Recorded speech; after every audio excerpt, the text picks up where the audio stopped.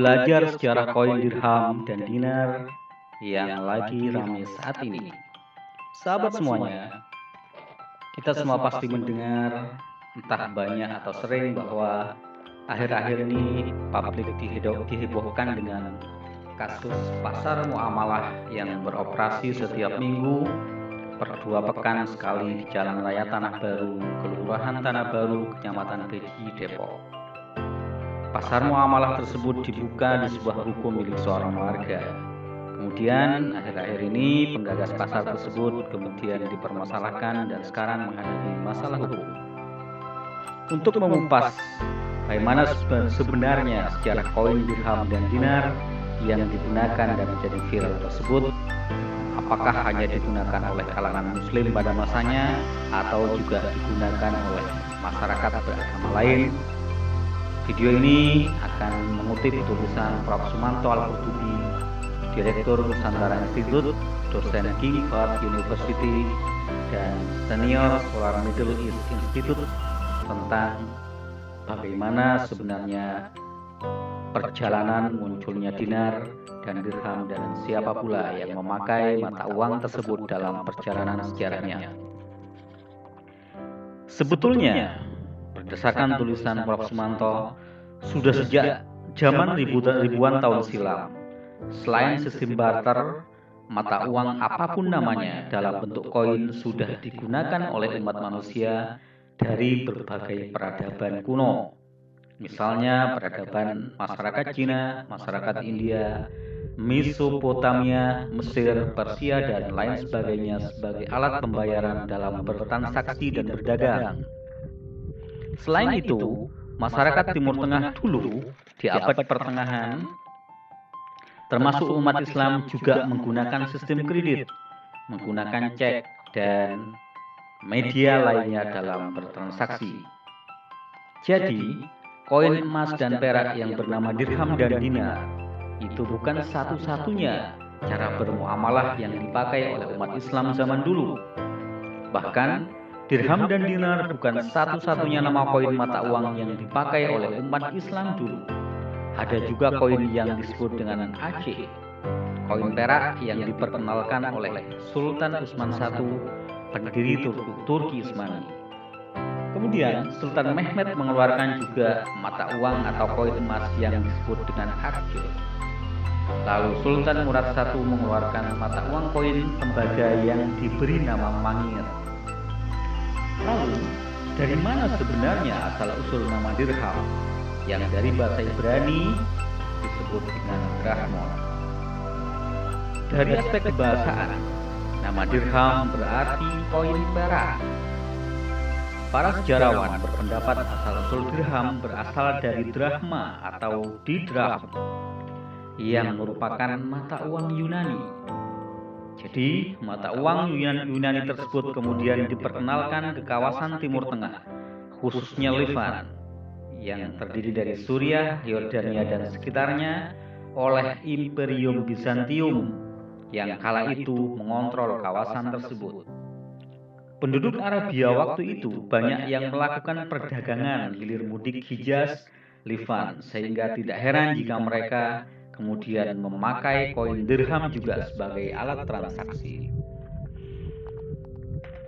Koin dirham juga dipakai secara resmi oleh orang-orang Persia pra-Islam. Mereka menyebutnya dirham atau dram.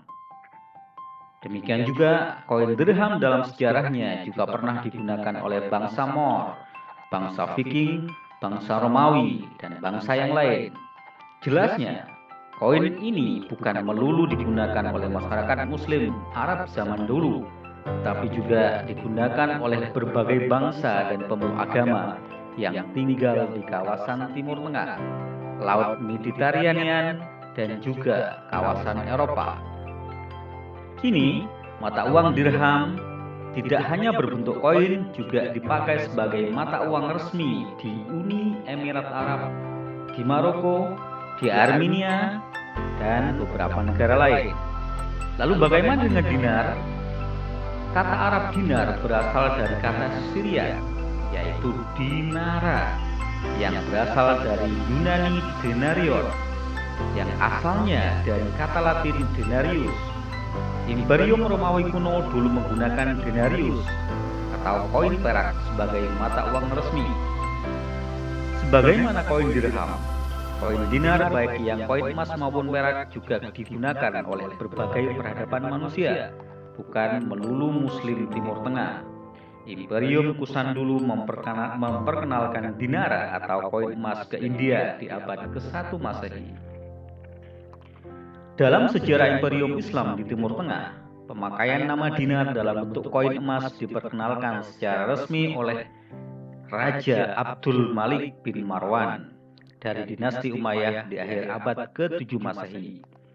Tetapi Abdul Malik bukan orang pertama yang memperkenalkan secara resmi mata uang koin. Sebelumnya, Khalifah Umar dan Utsman juga mengeluarkan secara resmi mata uang koin yang berupa emas atau perak. Kelak, para raja dinasti Islam dari Umayyah, dinasti Abbasiyah, dinasti Andalusia, dinasti Ayub, dinasti Saljuk, dan Turki Utsmani kemudian berlomba-lomba mencetak koin dirham dan dinar. Didesain sesuai dengan selera para penguasa tersebut.